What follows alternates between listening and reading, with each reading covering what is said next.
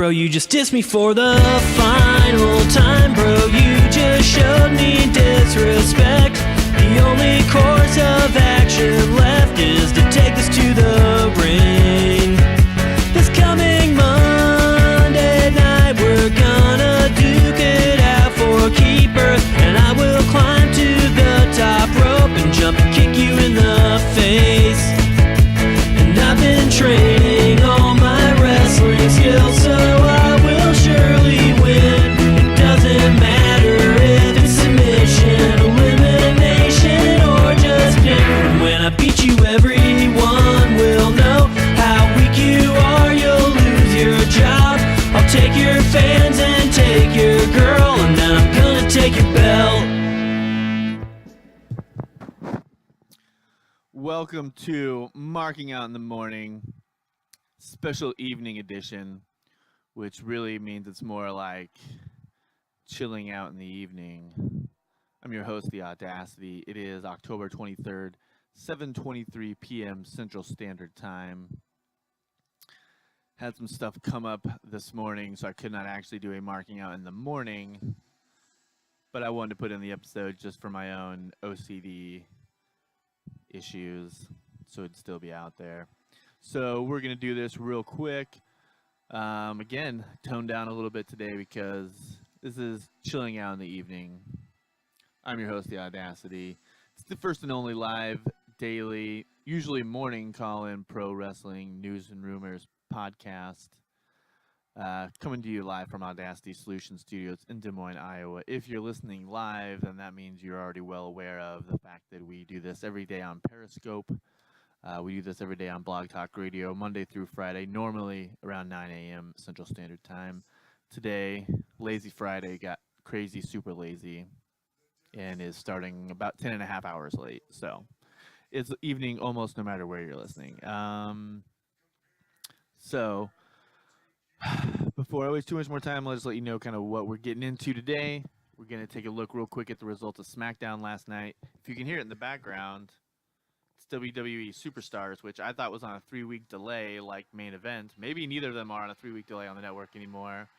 I've been saying that they are, and that that's a reason to get Hulu, but if you can... Superstars is not great, but if Main Event's not worth the price of Hulu alone, but it's a good show, and it's a reason that you should consider Hulu Plus.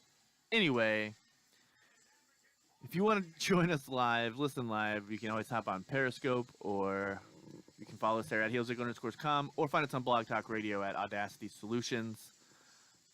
What else do you need to know? If you're wanting to contribute to the show live and give your input, again, Periscope is the best place to do that. You can also tweet at me, as I have my Twitter going full-time while we're live here.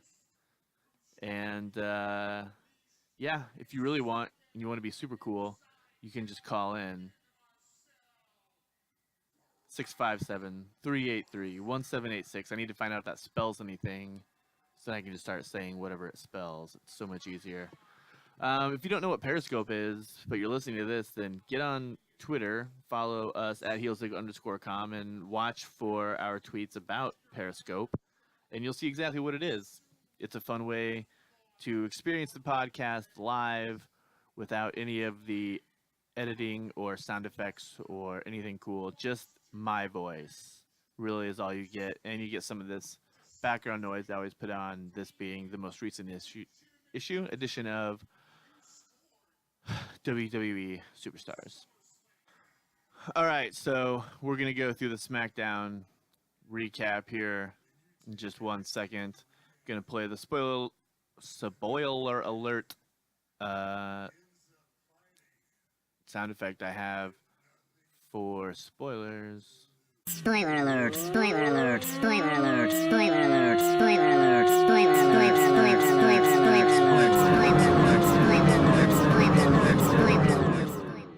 All right, so here is what happened on SmackDown last night.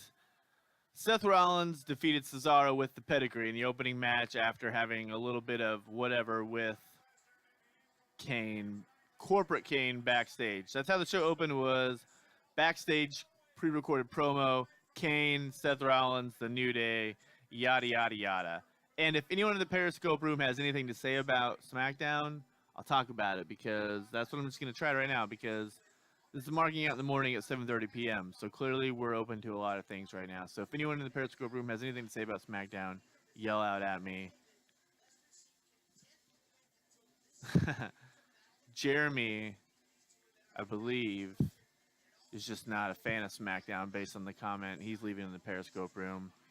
But yeah, Seth Rollins defeated Cesaro with a pedigree. Again, if any show where there's Seth Rollins versus Cesaro, man, if you care at all about in-ring ability, then you should be watching this. You know what I'm saying? Whatever. There's a lot of promo work on the show tonight. The show actually started, like I said, with Kane, Seth Rollins, then the New Day backstage. We got Renee Young interviewing The Miz about his interview segment later in the show. There is Seth Rollins. You said Seth Rollins. I'm not sure what about Seth Rollins you are wanting to talk about. Also, here's what's going to happen. I have to see what's going on man. WWE just has no. They don't. I'm changing it because it was the Stone Cold podcast. I don't want that in my background. I like to hear wrestling noises in the background. So this is an old Attitude Era Raw that's going to start up here in a second. But anyway, lots of promo work on SmackDown. Like I said, there's a long in-ring PCB and Team Bella promo, which, man, I wish I could get behind it. I love the wrestling part of the Divas Revolution. I don't like when you're giving Charlotte and Becky all this mic time because I don't think they're very good. I think their attempts at being a relevant character are really annoying. They're both amazing in the ring, which is where they should keep it. Paige as a heel is great, but there's some of them you should just let not talk for a while because it's kind of annoying. Anyway, after Paige tried to apologize to Charlotte and Becky, the Bella Twins, Team Bella, the Bella Twins, and Alicia Fox came out. They talked some trash. I fast forwarded through most of it, honestly, because the promos, really, I don't like listening to them at all. Then Nikki Bella defeated Paige in a match, and that is the last of any of those people before we see them at Hell in a Cell when Nikki Bella has her rematch for the Divas title against Charlotte. Could Paige get involved? Could Charlotte actually lose it back to Nikki Bella? Could John Cena be controlling the Divas division like the internet wants people to think? Who knows? Miz TV segment with Summer Rae and Dolph Ziggler. If you haven't heard already, Tyler Breeze made his debut. He came out as Summer Rae's new love interest, and now he's apparently feuding with Dolph Ziggler. I thought we were going to get a Ziggler heel turn. That's apparently not happening. I'm not very happy about him having to feud with Tyler Breeze. It's not good. I don't know. Whatever. We'll talk about that later, maybe. Sheamus and King Barrett defeated the Lucha Dragons, which is only okay if they play up the fact that Rusev was at ringside and helped distract and win, because Sheamus and King Barrett don't even like each other, so I don't know why they're winning tag matches against a decent team like the Lucha Dragons, who the fans actually like. Ryback defeated Bo Dallas, obviously, after Bo Dallas accepted the U.S. challenge at Hell in a Cell, so we'll see who actually does. With Dean Ambrose having no official match, I hope it's Dean Ambrose taking the U.S. title from John Cena. Again, we might talk about that later. Kevin Owens was interviewed afterward, and he basically just says a few nice things about Ryback and then says, but I'm the champion and I'm better, so suck it. I like Renee Young's backstage interviews. Roman Reigns and Dean Ambrose actually defeated the New Day in the main event after the New Day tried to just leave the match, but the Dudleys scared them back to the ring. And again, I don't know why you put a team like Dean Ambrose and Roman Reigns over the tag champs when they're not even a real tag team. I know they were the Shield before, but they weren't even the two that were the tag champs. So that's me being frustrated with that.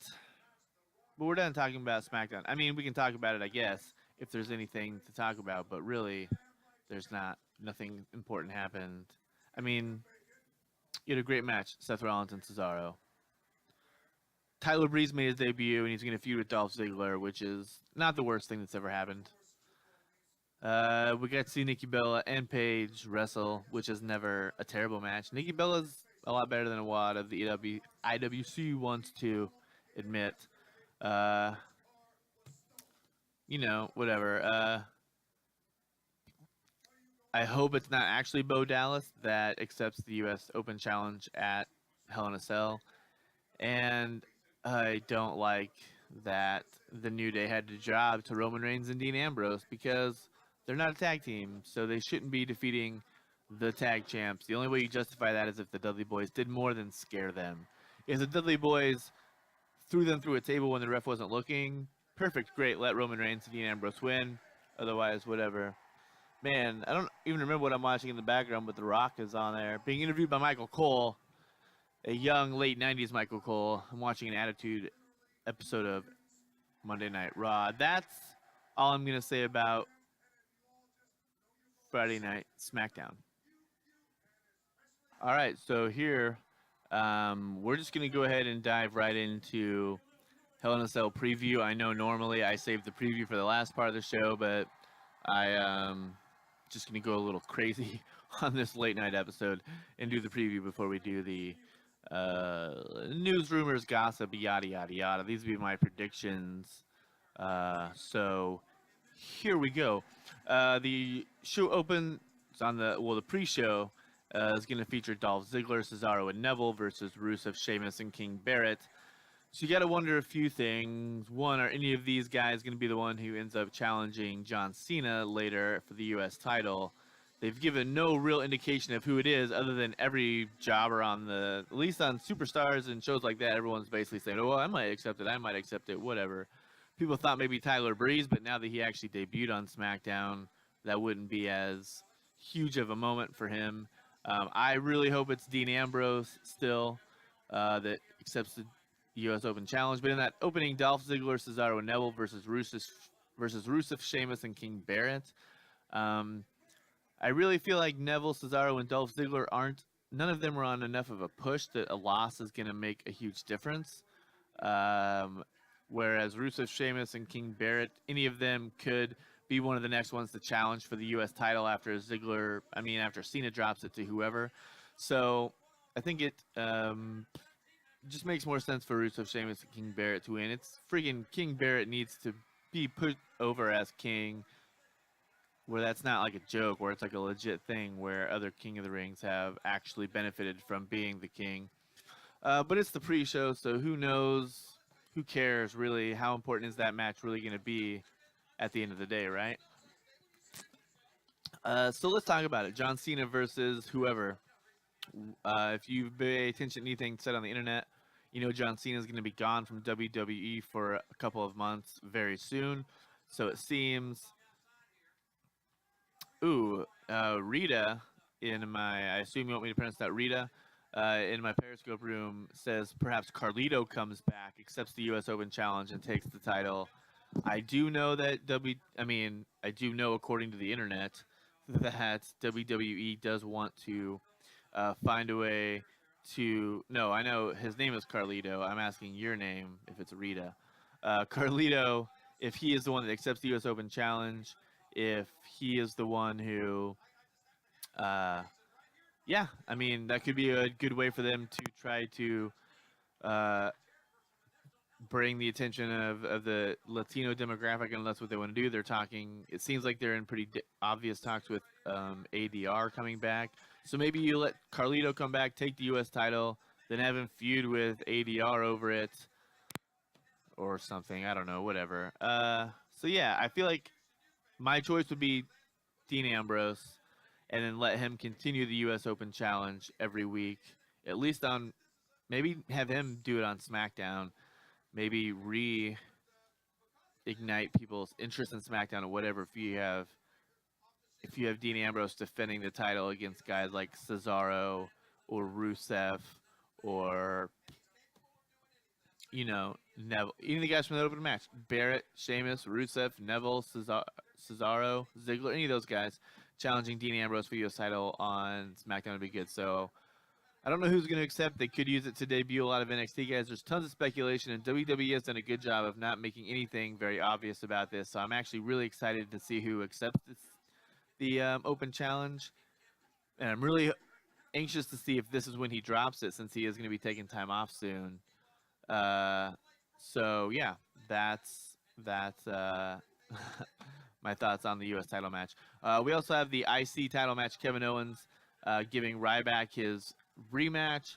There's no reason at all to believe Ryback has any chance of winning this match. He was kind of insignificant as an IC champ. Kevin Owens is giving some legitimacy. God, I can barely say that. Back to the IC title. And as a heel, it reminds me of Mr. Perfect as IC champion, or even some guys like The Rock, Owen Hart, some of those guys who were just kind of bastard champions, but they made the IC title still seem pretty awesome. So I expect Kevin Owens to kick the shit out of Ryback and retain the title. The New Day defends against the Dudleys. I feel like whether it's just they get disqualified again, counted out, or they cheat to win, they're going to keep the title. And then at TLC, the Dudley Boys, if they're going to win it, it's going to be there in a tables match at TLC. I wish they would bring back the Hardy Boys and have a TLC match, maybe even throw in someone like the Lucha Dragons or Los Matadores who can do some sweet aerial stuff. Probably Lucha Dragons is who you want for that. But either way, we could at least get a tables match at TLC, and that could be when the Dudley Boys win their 10th title, and then they drop it to whoever at the Rumble, and then they get, or maybe they hold them till WrestleMania and they get inducted this year. That's always a possibility. Charlotte, I see no reason for her to drop the title to Nikki Bella, unless, it's true that John Cena has all kinds of control backstage and he feels like it, but I see no other reason that Charlotte would drop the title yet. And I think Paige will be full-fledged, obvious heel after this. I hope they don't keep trying to make us pretend like we believe she could still be with PCB, whatever. Seth Rollins is almost certainly not going to drop the title to Kane. I feel like Kane could maybe at one point near the end of his career have one World Heavyweight Championship run, but I don't feel like that's going to come in the next year or so. I think Seth Rollins just gets to put one more future Hall of Famer on the list of people he defeated on pay-per-view, defending his title. Roman Reigns versus Bray Wyatt. I feel like this feud's not ending at this pay-per-view. I feel like however it ends, it's going to make sense for them to have a team each at Survivor Series, especially now that Bray Wyatt has 4 members in the Wyatt family. So look for the end to be somewhat controversial, either a clean win with a post-match beat down by the loser, or just not a clean win at all. So that Survivor Series has to happen to officially end the feud and let Roman Reigns move on to whatever WWE is going to do with him, despite Bray Wyatt. And I got Mankind and Al Snow back in the background here. It's pretty awesome. Real quick, The Undertaker versus Brock Lesnar is the last match to talk about for Hell in a Cell. And I hope this is for real, their last match. I don't care about this feud, really. I feel like Brock Lesnar is being wasted on The Undertaker. Give him this match and then let Undertaker lose to, or beat whoever at WrestleMania as his final match in Dallas. So that's my final thoughts on Hell in a Cell. All right, so let's go just through real quick some headlines to keep you updated on all the gossip and news and rumors for pro wrestling for this Friday evening. I haven't really updated it since I began doing it this morning, so sorry if anything big has happened that I'm not mentioning. I do want to remind you that Paige was on Conan last night, so check that out because I love Conan and I love Paige. I haven't actually watched it yet. If you hear that yelling in the background, that's Chris Jericho yelling at China after taking the IC title from him and making some penis jokes. So I was doing some research today. This is maybe a little bit of a rant. I'm going to go through the things that were mentioned on this specific post. I'm reading from pwmania.com, and they just have a variety of things. Looks like Natalya headed out for a vacation that's being filmed for Total Divas with her family, and posted a selfie about it, whatever. Sting is going to get a WWE Mattel action figure, as well as Damien Mizdow. And the WWE stock dropped 6.7%. All right, so whatever. Those are vaguely interesting stories, right? But then on WrestlingInc.com, I see an article with the exact same title, and the information rearranged in a different order. So this is Mark Middleton. I don't know if his posted first or if the PW Mania one did, but everything is exactly worded the same thing, just in different order. We got YouTube videos of from WrestlingFigures.com of Sting and Damien Mizdow, and all the verbiage is the same. Everything just reordered. So I don't know if that means Wrestling Inc. and PW Mania are the same company, if one of them is stealing from the other and not crediting, or what exactly is going on. But either way, it seems really stupid. So either Mark Middleton is the guy who wrote this little collection of things and it was stolen by PW Mania, or he just stole it from PW Mania and didn't credit them. Both of them are dated October 21st and do not have a specific time of date they were posted. So anyway, I commented on both of them. The article is called Family Vacation Film for WWE Total Divas. WWE stock takes a hit, Sting and Mizdow figures. No response. Whether or not they're the same company, whether or not you care about that, I don't know. We talked a little bit in the SmackDown review about Eric Rowan and Luke Harper. And so here's the latest update. I mean, it's not even an update. We've all heard this already. We know. Oh, man. China's hand looks disgusting on this old episode of Raw, by the way. So basically, just a reminder that we don't need to talk about that. I don't care. This is just, look, the Wrestling Observer newsletter says anything, and people treat it like news. So there's a line in this thing I'm reading. It's supposed to be a news update that says, regarding WWE Tough Enough winner Josh Bredel, word is that he's doing really well at the WWE Performance Center and gets along well with everyone else. So basically, as long as Dave Meltzer says that's what he heard from someone, then we take it as like, okay, that's A, true, and B, worth mentioning. I mean, why are we... Ugh. Whatever. An article I was reading, I don't know why I'm reading it through AugustaFreePress.com. That's all over the place, but the night after WrestleMania 31, when Seth Rollins won the title, the episode had 5.4 million viewers, which was a 3 years rating high, to see what would happen after Rollins won. Now, it's been about 6 months, and Raw continues to get lower and lower ratings.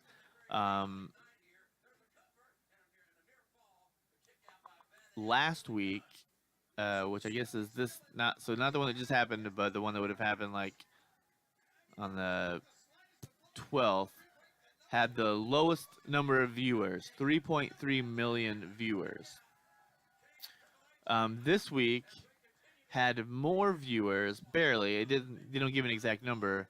More viewers, but a lower rating. So that brings up the question. I thought ratings just meant how many people were watching. I did a little bit of boring internet research and found out ratings are the percentage of people who have TVs in their home that watched a specific program. So regardless of whether or not they were watching any TV at all, of all the people who had TVs, 2.21% of them watched Monday Night Raw, which, even though that's higher than the 3.3 million viewers they had last week, is still the lowest rating they had. Which basically just means that more people who have TVs either weren't watching TV at all, or were watching things like Monday Night Football or the Major League Baseball playoffs. So more viewers, but less percentage of people who own TVs that were watching it. So that's like a weird demographic, I guess.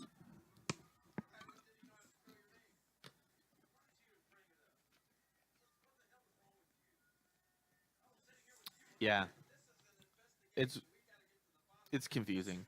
Anyway, that's all it was. Even though they brought back all the legends, even though they reunited Shield, even though Seth Rollins opened and closed the show, still no luck. So that's something to talk about. Also, I want to talk real quick about India. So here's the deal.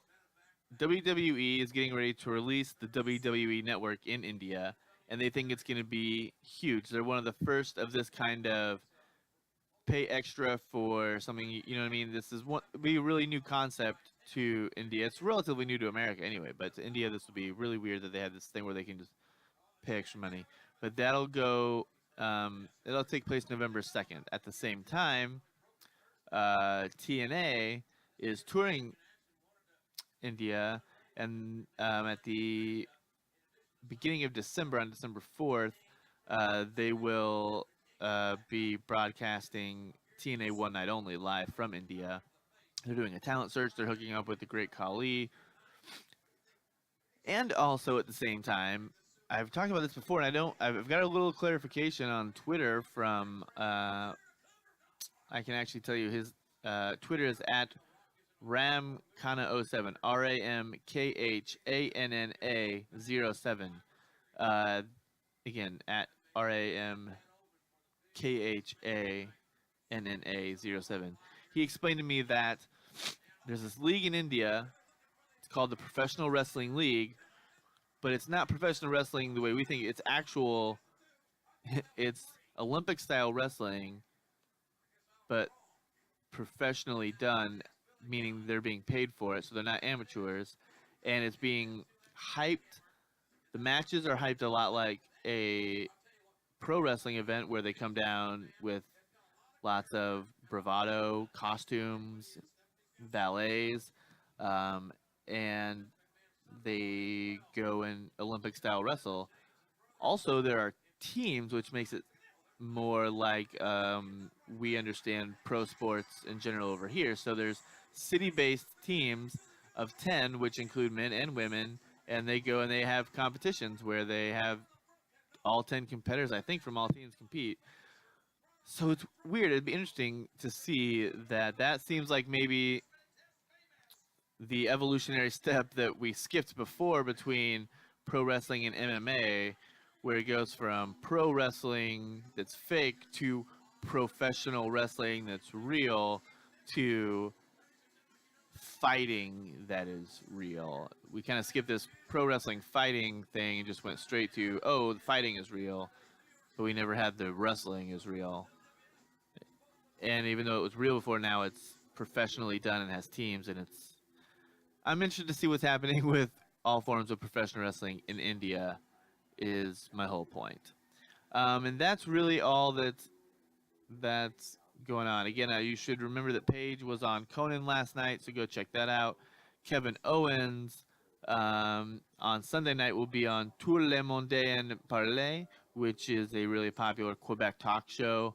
Usually that's got about 2 million viewers, so if you are French and or Quebecish, and a Quebecite, check it out. Kevin Owens on that show. I'm going to play the closing sound clip, and we're going to be done. That was a weird Friday show, guys. Thanks for tuning in. This has been the evening edition of Marking Out in the Morning, a.k.a. Chilling Out in the Evening. Marking Out in the Morning is proud to be recorded in Des Moines, Iowa at Audacity Solutions Studios. You can check us out at HEELZiggler.com. Follow us on Twitter at HEELZiggler_com. The song you hear at the beginning of the show was recorded in Des Moines, Iowa by my friend Campbell D'Souza with recording studios of Phil Young. You likely also heard the song Parsec by the artist Arma Piros, which I downloaded for free at noisetrade.com. The album Timelines, and got permission from Arma Piros on Twitter for that. I also downloaded the song you're hearing right now at noisetrade.com.